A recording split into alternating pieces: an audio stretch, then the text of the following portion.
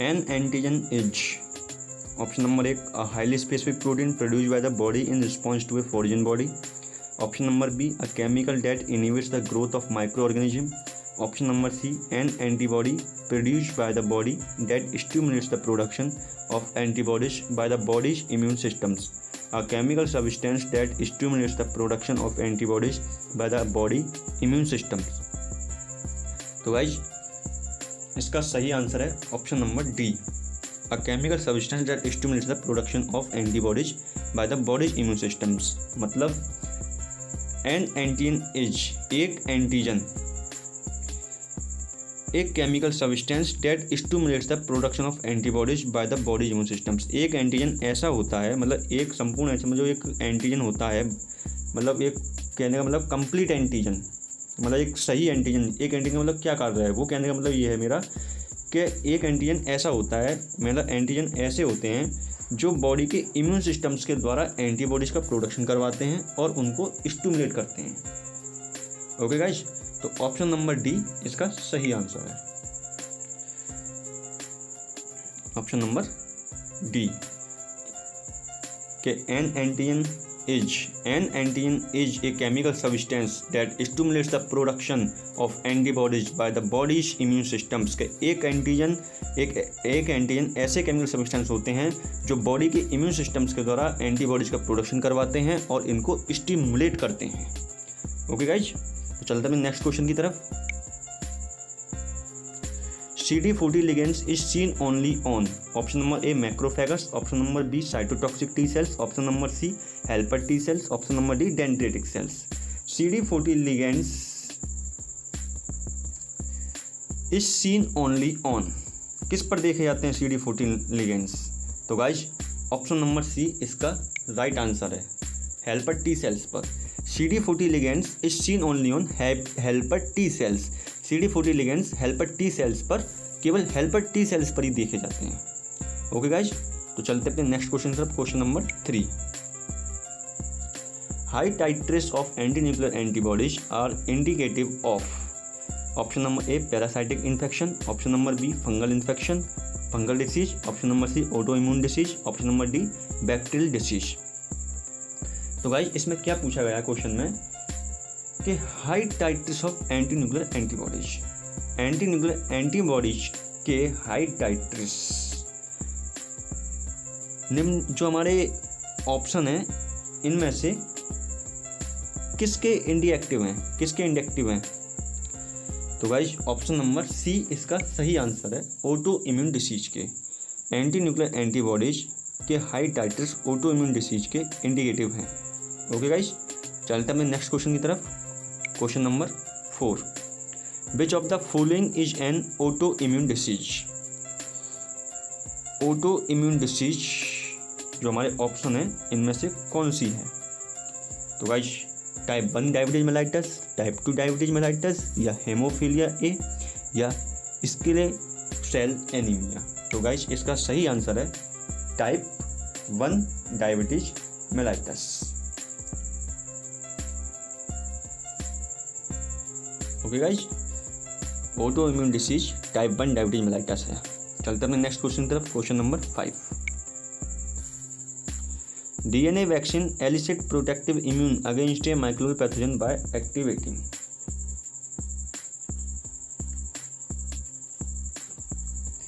Option number A humoral immune systems, option number B cellular immune systems, option number C both A and B, option number D none of these. तो guys इसका सही answer है option number C, both A and B. चलते अपने next question की तरफ, question number 6। Which is the first immunoglobulin class to be produced in a primary response to an antigen and also the first immunoglobulins to be synthesized by the neonates. तो guys हमसे question में क्या पूछा गया है कि antigen में primary response में प्रोड्यूस होने वाले इम्यूनोग्लोबिन्स, पहले इम्यूनोग्लोबिन्स कौन से हैं, पहला इम्यूनोग्लोबिन कौन सा है, और and also the first immunoglobulin to the synthesized by the neonates. Neonates के द्वारा सिंथेसाइज होने वाला पहला यानी फर्स्ट इम्यूनोग्लोबुलिन कौन सा है। इसमें गाइस दो चीज़ पूछ रहा है कि एंटीजन में प्राइमरी रिस्पॉन्स में प्रोड्यूस होने वाला फर्स्ट इम्यूनोग्लोबुलिन कौन सा है, और नैनोनेट्स के द्वारा सिंथेसाइज होने वाला फर्स्ट इम्यूनोग्लोबुलिन कौन सा है। मतलब एक तो एंटीजन के प्राइमरी रिस्पॉन्स में प्रोड्यूस होने वाला पहला इम्यूनोग्लोबुलिन कौन सा है, और एक नैनोनेट्स के द्वारा सिंथेसाइज होने वाला पहला इम्यूनोग्लोबुलिन कौन सा है। तो गाइज इसका सही आंसर है option number D, IgM globulin पहला ऐसा इम्यूनोग्लोबुलिन है जो एंटीजन के प्राइमरी रिस्पॉन्स में प्रोड्यूस होता है और नैनोनेट्स के द्वारा सिंथेसाइज होता है। पहला इम्यूनोग्लोबुलिन है ये। ओके गाइज, चलते हैं नेक्स्ट क्वेश्चन की तरफ। In an immune response the types of cell which gets activated earliest is. Immune response में ऐसी कौन सी सेल्स हैं जो अर्लीस्ट एक्टिवेट हो जाती हैं, मतलब जल्दी से जल्दी एक्टिवेट हो जाती हैं। मतलब ऐसी कौन सी सेल्स हैं इम्यून रिस्पॉन्स की जो बहुत जल्दी से जल्दी एक्टिवेट है। मतलब कोई भी पैथोजेंस या फॉरेन पार्टिकल्स या कोई भी हार्मफुल माइक्रोब्स हमारी बॉडी के अंदर आया और हमारा इम्यून रिस्पॉन्स की सेल्स जो हैं, ऐसी कौन सी वो सेल्स है जो तुरंत एक्टिवेट हो जाती है कि तू आ और मैं तुझे मारूंगी। तो ऐसी मतलब तू आ और बस मैं अपने इम्यून सिस्टम्स को हेल्प करूंगी, बस ऐसी कौन सी सेल है वो बहुत जल्दी एक्टिवेट हो जाती हैं। तो कहने मतलब समझ रहे हैं ना साथियों आप। तो इसका सही आंसर है option number C, helper cells. Helper T cells ऐसी सेल्स हैं जो इम्यून रिस्पॉन्स में बहुत जल्दी एक्टिवेट होती हैं। मतलब उनको दिखा हाँ कोई खतरा है, तुरंत वो एक्टिवेट हो जाती हैं। तो चलते हैं अपने नेक्स्ट क्वेश्चन की तरफ। Question number 8, what is the characteristics of early stage of local inflammation. मतलब लोकल इन्फ्लामेशन की ऐसी कौन सी अर्ली स्टेज, मतलब लोकल इन्फ्लामेशन की अर्लियर स्टेज का कैरेक्टरिस्टिक्स क्या है। Option number A fever, option number B anaphylactic shock, option number C release of histamine, option number D attack by cytotoxic T cells. मतलब लोकल इन्फ्लामेशन का ऐसा कौन सा कैरेक्टर है, पहला मतलब अर्ली स्टेज का पहला कौन सा ऐसा कैरेक्टर है। तो दोस्तों option number C release of histamine. Release of histamine local inflammation का पहला कैरेक्टर है। ओके, पहली स्टेज का कैरेक्टर रिलीज ऑफ हिस्टामिन है लोकल इन्फ्लामेशन का। तो चलते हैं अपने next question number 9। An epitope associates with which part of an antibody. Epitope एक एंटीबॉडीज के कौन से पार्ट्स के साथ जुड़ता है। एपिटॉप्स जो है एंटीबॉडीज के कौन से पार्ट्स के साथ जुड़ता है। तो guys option number A the antibody binding sites, option number B the heavy chain constant regions only, option number C variable regions of a heavy chain and light chain combined, option number D the light chain constant regions only. तो guys इसका सही answer है option number C, variable regions of a heavy chains and light chains combined. तो चलते अपने next question की तरफ। Question number 10, which of the following is not true about helper T sales. तो इसमें पूछ रहा है कि हेल्पर टी सेल्स के बारे में निम्न में से कौन सा ऑप्शन ठीक नहीं है। नॉट ट्रू पूछ रहा है गाइज कि मतलब टी सेल्स के बारे में कौन सा ऑप्शन ठीक नहीं है निम्न में से। तो ऑप्शन नंबर ए को देखते हैं जरा, the functions in cell mediated and humoral response, option number B they are activated by polysaccharide fragments, option number C they bear surface CD4 molecules, they are subject to infection by HIV। तो guys option number B इसका सही answer है, they are activated by polysaccharides fragments. तो चलते हैं next question की तरफ। Question number 11, any substance or molecules that interact with antibodies are called. Option number A antigens, option number B antibodies, option number C epitopes, option number D immunogens. तो तो guys question में ये पूछा है कि any substance or molecules that interacts with antibodies are called, any substance or molecules मतलब कोई substance or molecules, मतलब कौन से सबस्टेंस और मॉलिक्यूल्स एंटीबॉडी के साथ इंटरेक्ट नहीं करते। जो हमारे पास ऑप्शन है 4 एंटीजन, एंटीबॉडीज, एपिटॉप्स, इम्यूनोजेंस, इनमें से ऐसे कौन से सबस्टेंस और मॉलिक्यूल्स हैं जो एंटीबॉडीज के साथ इंटरेक्ट नहीं करते, सॉरी एंटीबॉडीज के साथ इंटरेक्ट करते हैं। शायद गाइस मैं गलत बोल गया कि ऐसे कौन से मॉलिक्यूल्स और सबस्टेंस हैं जो एंटीबॉडी के साथ इंटरेक्ट करते हैं और उनको क्या कहते हैं। इस क्वेश्चन का मतलब ये है, इस क्वेश्चन में ये पूछा गया है। तो गाइस इसका सही आंसर है option number A, antigens. Antigens बोलते हैं उनको जो एंटीबॉडीज के साथ इंटरेक्ट करते हैं। ओके गाइस, तो चलते हैं अपने नेक्स्ट क्वेश्चन 12 की तरफ। Question number 12, antigens can be proteins, carbohydrates, nucleic acid, all of these. तो गाइस इसका सही आंसर है option number D, all of these. Antigens protein के भी होते हैं, कार्बोहाइड्रेट्स के भी हो सकते हैं, न्यूक्लिक एसिड्स के भी हो सकते हैं। ओके गाइस, तो चलते हैं अपने नेक्स्ट क्वेश्चन 13 के पास। Question number 13, any molecule that induce or elicits an immune response are, any molecules जो इम्यून रिस्पॉन्स के लिए एलिकेट्स होता है और इंड्यूस करता है। गाइस इसमें पूछा ये गया है कि 4 ऑप्शन जो है हमारे एंटीजन, एंटीबॉडीज, एपिटॉप्स, इम्यूनोजेंस, इनमें से ऐसा कौन सा मॉलिक्यूल्स है, कौन सा मॉलिक्यूल्स है जो इम्यून रिस्पॉन्स को एलिकेट्स और इंड्यूस करता है। तो गाइस इसका सही आंसर है ऑप्शन नंबर डी, इम्यूनोजेंस। तो चलते हैं नेक्स्ट क्वेश्चन की तरफ। Question number 14, majority of antigens are, option number A proteins, option number B carbohydrates, option number C nucleic acids, option number D lipids. तो guys इसका सही answer है option number A, proteins. जो हमारे antigens जो हैं वो प्रोटीन्स के हैं। ठीक है गाइस, मेजॉरिटी ऑफ एंटीजन, अधिकांश एंटीजन मतलब एंटीजन के अधिकांश प्रोटीन्स हैं। ऑप्शन नंबर ए इसका सही आंसर है। अब चलते हैं नेक्स्ट क्वेश्चन नंबर 15 की तरफ।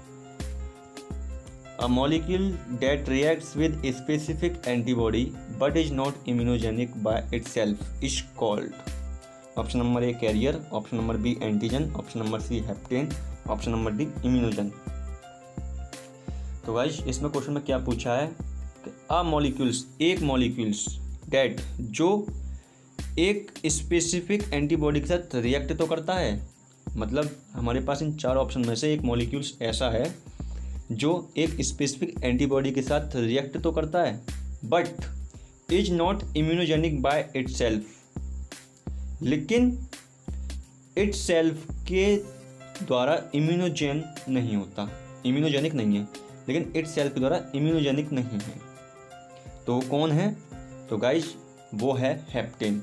हेप्टेन जो होते हैं वो स्पेसिफिक एंटीबॉडी के साथ रिएक्ट तो करते हैं बट स्वयं के द्वारा इम्यूनोजेनिक नहीं होते हैं। तो गाइस इसका ऑप्शन नंबर सी सही आंसर है। चलते हैं अब नेक्स्ट क्वेश्चन की तरफ। Question number 16, haptens are immunogenic upon binding covalently to a carrier proteins.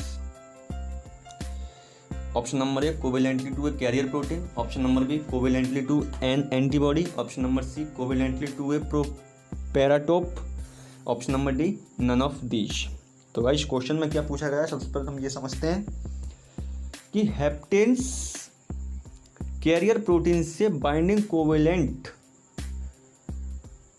पर इम्यूनोजेनिक होते हैं। हेप्टेन्स कैरियर प्रोटीन से बाइंडिंग कोवेलेंट पर इम्यूनोजेनिक होते हैं। तो गाइस इसका सही आंसर है option number A covalently to a carrier protein.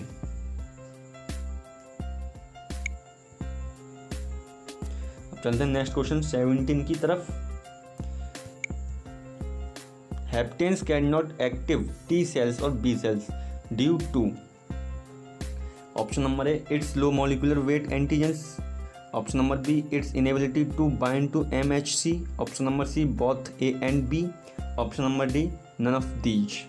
तो गाइज इसमें क्या पूछा है क्वेश्चन में कि haptens can not activate T cells and B cells due to, मतलब हेप्टेन्स जो हैं B सेल्स और T सेल्स को एक्टिवेट नहीं कर सकते। क्यों, मतलब ड्यू टू किसके, ऐसा कौन सा कारण है इन चार ऑप्शन में से जो हेप्टेन्स T सेल और B सेल को एक्टिवेट नहीं कर सकते।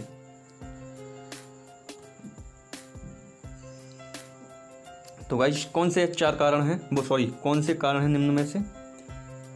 It's low molecular weight antigens, एर्ब्यूस्कोल्स। Option number B its inability to bind to MHC, या both A and both B, या इनमें से कोई नहीं।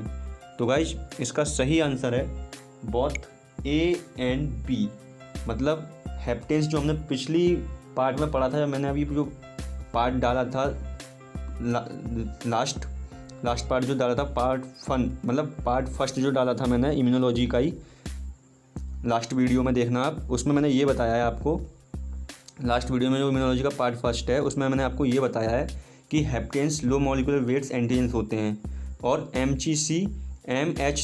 MHC से बाइंड नहीं होते हैं, बाइंड करने में इनेबल होते हैं वो, मैंने आपको उसमें ये बताया था। ओके गाइस, तो यहाँ पे ऑप्शन नंबर सी सही है और इसके दोनों कारण हैं ऑप्शन नंबर ए और option number B.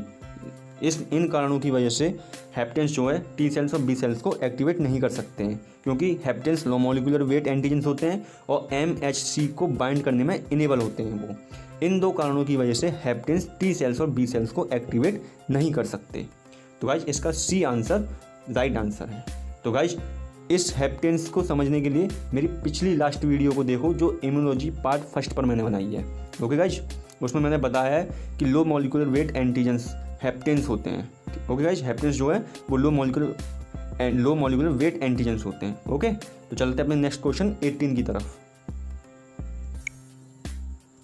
A complete antigens is capable of, option number एक induce an immune response, option number B can interact with antibody, option number C induce antibody production, option D all of these.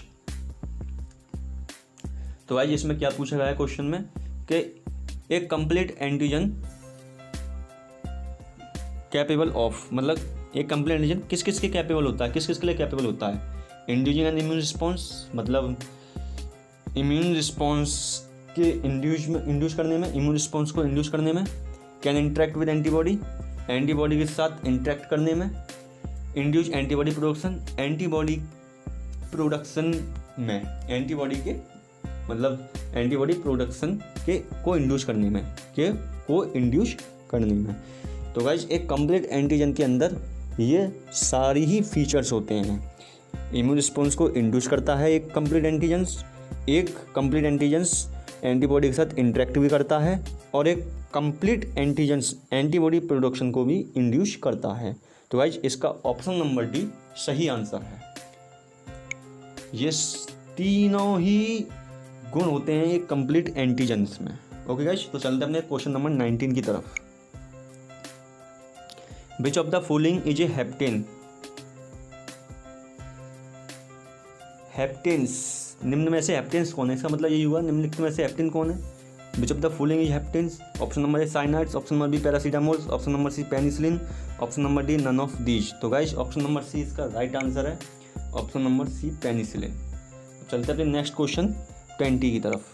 Question number 20, an incomplete antigens. अभी 18 question में पूछा था कि complete antigens कौन से होते हैं, अब 20 क्वेश्चन में पूछा है कि इनकम्प्लीट एंटीजेंस होते हैं। जब आपको कंप्लीट एंटीजेंस के बारे में पता होता है तो आप इनकम्प्लीट एंटीजेंस के बारे में बताइए कि इनकम्प्लीट एंटीजेंस में क्या क्या नहीं होते हैं। तो option number A are also called as haptens, sorry guys, are also called as haptens, कि एंटीजेंस, इनकम्प्लीट एंटीजेंस को हम हेप्टेन्स कहते हैं। Option number B are immunogenic upon binding covalently to a carrier proteins. तो option number B क्या कहना चाह रहा है कि क्या कैरियर प्रोटीन से बाइंडिंग कोवेलेंटली पर इम्यूनोजेनिक होता है? क्या एक incomplete antigens, option number B का कहने का मतलब ये है कि क्या एक इनकम्प्लीट एंटीजेंस कैरियर प्रोटीन से बाइंडिंग कोवेलेंटली पर इम्यूनोजेनिक होता है। ऑप्शन नंबर सी का कह रहा है can not induce antibody production by itself, क्या ये स्वयं के द्वारा मतलब इटसेल्फ के द्वारा एंटीबॉडी के प्रोडक्ट्स को इंड्यूस नहीं कर सकता। मतलब एक इनकम्प्लीट एंटीजेंस स्वयं के द्वारा एंटीबॉडी प्रोडक्शन को इंड्यूस नहीं कर सकता। या option number D all of the above. तो गाइस इसका राइट आंसर है ऑप्शन नंबर डी कि एक इनकम्प्लीट एंटीजेंस में ये सारे फीचर्स होते हैं। इनकम्प्लीट एंटीजेंस को हम हेप्टेंस भी बोलते हैं। इनकम्प्लीट एंटीजेंस कैरियर प्रोटीन से बाइंडिंग कोवेलेंटली तक पर इम्यूनोजेनिक होता है। कैरियर प्रोटीन से बाइंडिंग कोवेलेंटली पर इम्यूनोजेनिक होता है। और एक incomplete antigens can not induce antibody production by itself. एक मतलब इनकम्प्लीट एंटीजेंस स्वयं के द्वारा एंटीबॉडी प्रोडक्शन को इंड्यूस नहीं कर सकता, एंटीबॉडी प्रोडक्शन का इंड्यूस नहीं कर सकता। ओके गाइज, तो इसलिए ऑप्शन नंबर डी इसका राइट आंसर होता है कि एक इनकम्प्लीट एंटीजेंस में ये सारे फीचर्स होते हैं। तो ओके गाइज, आज के लिए बस इतना ही। और ऐसी मोर क्वेश्चंस के लिए मैं इम्यूनोलॉजी पर पार्ट 3 भी लेके आऊँगा। जब तक आप इस पार्ट को एंजॉय कीजिए। इस पार्ट पर कमेंट, मेरी इस वीडियो पर कमेंट, लाइक, शेयर करना और मेरे चैनल को सब्सक्राइब कर देना। ओके गाइज, तो अब मिलते हैं पार्ट नंबर 3 इम्यूनोलॉजी के पार्ट नंबर 3 पर नेक्स्ट वीडियो।